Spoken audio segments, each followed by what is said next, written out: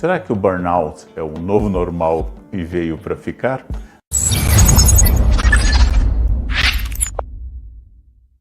Temos um feio preconceito com questões mentais. Entendemos alguém que esteja com difteria, consideramos natural que alguém tenha contraído tétano, achamos que alguém com pneumonia é só um acidente biológico infeliz e prestamos solidariedade.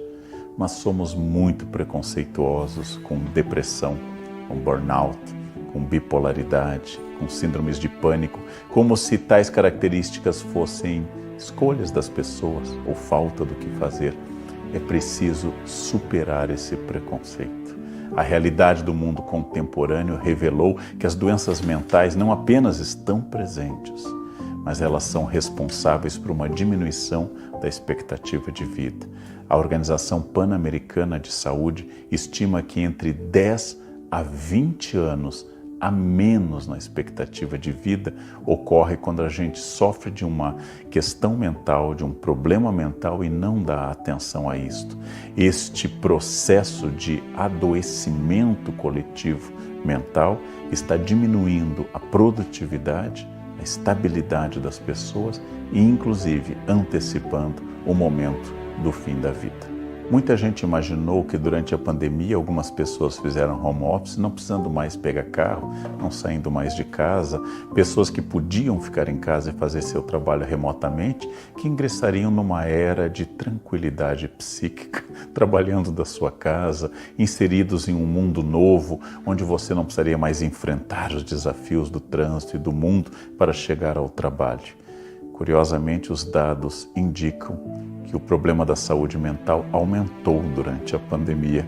Nós tivemos crescimento de uma angústia quase coletiva em função de expectativas como doença, morte ou crise econômica, ou de exposição sistemática e pouco preparada a um ambiente familiar que deveria combinar escola, trabalho e mais sociabilidade familiar direta. Os dados indicam que houve um crescimento no número de problemas mentais e as mulheres são as principais vítimas desse crescimento. Ou seja, houve uma piora da saúde mental durante a pandemia e as pessoas estimam que quase todo mundo piorou sua estabilidade psíquica durante essa experiência de pandemia.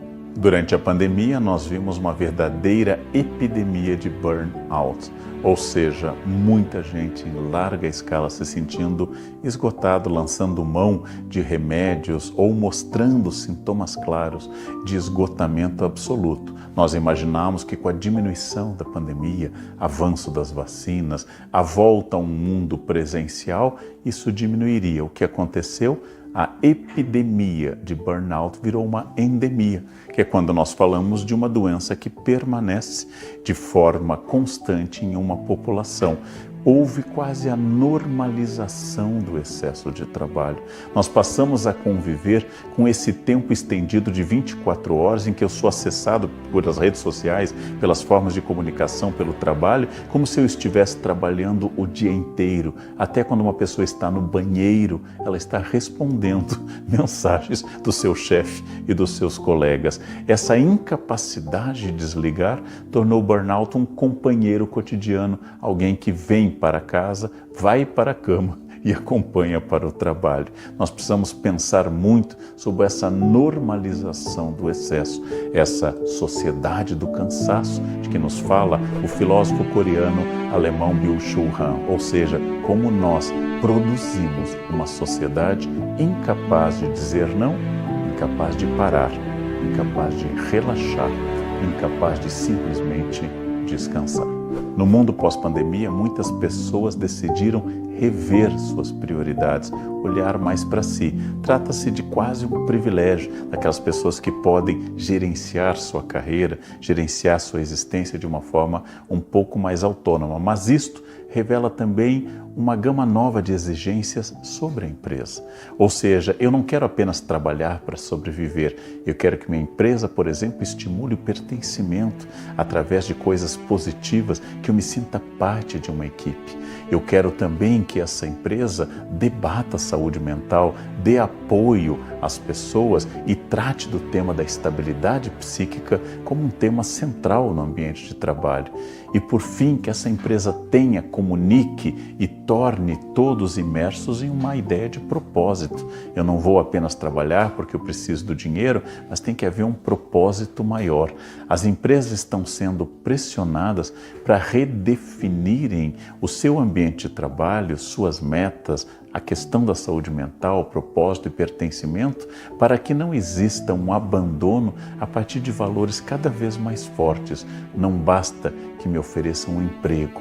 O emprego deve vir acompanhado de um projeto que contenha estabilidade, princípios positivos, propósito, pertencimento. Este sentimento de que a empresa não seja apenas salário ou ocupe apenas um espaço de necessidade, ele é mais forte ainda na geração Z, que são aquelas pessoas nascidas a partir da década final do século XX, essas pessoas que têm agora algo como por volta de 30 anos, um pouco mais, um pouco menos. Essa geração Z, mas contamina outras gerações, querem um envolvimento maior.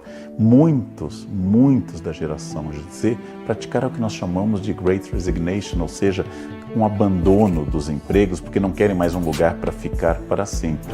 E agora, no mundo que sai do período mais grave da pandemia, nós temos que achar estratégias para atrair de volta e manter esses talentos. Trazer de volta para o ambiente corporativo pessoas que decidiram estar fora desse ambiente e manter essas pessoas em uma carreira que envolva uma questão pessoal. Definitivamente, apenas o salário pode atrair muita gente, mas não é suficiente para reter grandes talentos e pessoas criativas. Nós temos que entender saúde mental como algo que beneficia não apenas o indivíduo colaborador, não apenas aquele que pode perder sua saúde mental, mas a própria corporação, a própria empresa. A Organização Mundial de Saúde estabeleceu que saúde mental não é apenas uma questão de saúde individual, mas é também uma questão de desenvolvimento econômico, ou seja, se eu tratar com seriedade a questão da saúde mental, perder o tabu sobre esse campo, ser mais compreensivo e empático com a questão da saúde mental, eu não apenas terei funcionários mais eficazes, mas isso fará também um bem imenso à própria empresa, que vai crescer levando em conta também a fragilidade psíquica das pessoas. Isto é, entender saúde mental agora, não apenas no sorriso das pessoas, mas na planilha Excel da própria empresa. Será possível, na segunda década do século XXI, resgatar o conceito grego de ataraxia, de equilíbrio, de paz e harmonia com o ambiente? Será possível pegar essa questão clássica da filosofia grega e traduzir em um ambiente urbano, produtivo, com metas e profundamente instável, que é o nosso mundo de hoje? Talvez não seja o ideal e nem possível, mas se eu colocar como meta que essa ataraxia, esse equilíbrio, seja a minha questão, o meu foco lá na frente, eu talvez não produza o paraíso, mas eu vou evitar, ao menos vou evitar o inferno. Descubra sua personalidade com o teste Pensax. Faça o teste grátis e comece sua jornada de autoconhecimento.